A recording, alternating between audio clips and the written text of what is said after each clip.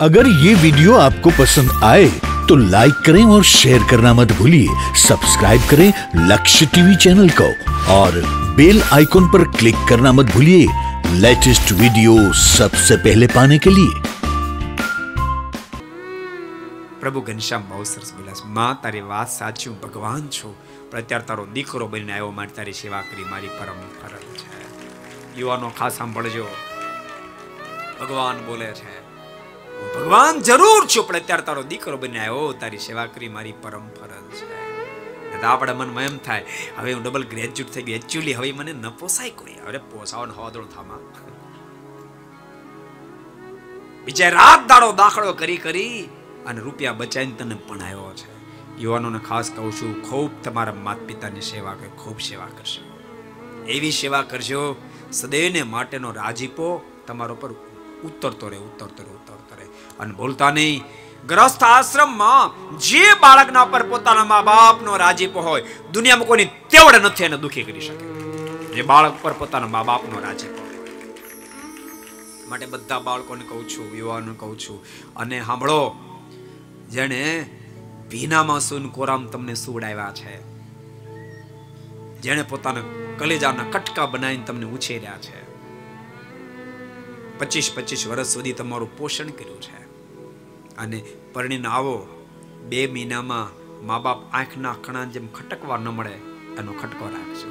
પ્રથમથી સંબંધ કરવા જાઓ ત્યારે નક્કી કરજો કે હું મારા મા બાપને મારી સાથે રાખવાનો છું, તને પોસાય છે તો મારી સાથે સંબંધ કર, ન પોસાવતો તો તારા બાપની ઘેરે રહે, કોક તારે જેવો મળે પરણજે, નહીતર કાંઈ નહીં,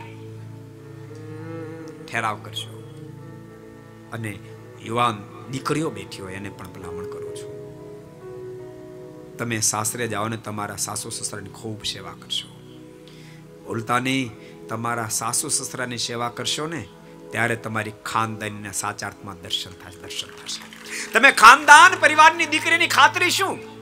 ખાનદાન પરિવારની દીકરી હોય ને, બાપ એ સાસુ સસરાને સગા પોતાના મા બાપની જેમ સાચવે, સગા મા બાપની જેમ, એ ખાનદાન પરિવારની દીકરી એની ખાતરી છે। માટે પ્રત્યેક દીકરીઓ, બેન દીકરીઓ સાસરે જાય ને ત્યારે ભૂલી જાય કે મારા મા બાપ કોણ છે, યાદ રાખે હવે મારા સગા મા બાપ આ સાસુ સસરા એ જ મારા સગા મા બાપ છે, રાખજો, તમે સુખિયા થશો। અને તમે યુવાનીમાં તો સુખિયા રહેશો, વૃદ્ધાપનમાં પણ તમે સુખિયા રહેશો, કારણ કે તમારી આ દિવ્ય જીવનની ક્રિયાને જોઈ તમારા દીકરાઓ પણ શીખશે, એવું શીખશે। એ તમે જ્યારે વડીલ વૃદ્ધ થશો ને ત્યારે તમને હથળે રાખશે, હથળે રાખશે। બાકી તમે યુવાનીમાં તમારા સાસુ સસરા નહીં સાચો, તમારા મા બાપ નહીં સાચો, તો તમારા છોકરા કે સાચવવાનું તમને કહો ઓલા જેવી થાય। એક યુવાન અને મા બાપને બિચારાને શેક ફરજામાં ખબર ને કોઢિયું હોય, બળદ બાંધો ન્યા મૂકી દીધા, બોલો। અને માટીનો વાસણ કે લોટકો, માટીનો લોટકામાં પાણી પાય, બોલો, એમ એક દાડો લોટક્યો જડે નહીં, ચારે બાજુ ગોત્યો જડે ને એનો મુન્નો મળ્યો, મુન્નાને કીધું, મુન્ના તે લોટક્યો પેલો માટીને જોયો, તો તો ક્યાં છે, મેં હંગરી દીધો, કેમ? તો તમે ગઢ્ઢા થાય તે દાડો ન મળે તો મારે પાણી તમને શેમાં પાવું? સમજાય દ્રષ્ટાંત? બાપ, તમે તમારા મા બાપની સેવા કરશો ને તો તમારી સેવા તમારા સંતાનો કરશે। યુવાનો ખાસ વડીલોને કહું છું, તમે પણ દીકરાઓ જેમ જેમ મોટા થાય તેમ તેમ, એવું લખ્યું 20 વર્ષનો દીકરો થાય ને પછી દીકરાની સાથે પુત્ર ભાવ નહીં મિત્ર ભાવ રાખો, પુત્ર સાથે મિત્ર ભાવ રાખો, અને પુત્રને પોતાના નાના ભાઈની જેમ પાલો, માનેનું સ્વમાન સર્વ રીતે જાળવવું એ વડીલોને પણ મારી ભલામણ છે, એટલું તમે પણ અનુસંધાન રાખશો। अगर ये वीडियो आपको पसंद आया हो तो लाइक करें और शेयर करना मत भूलिए।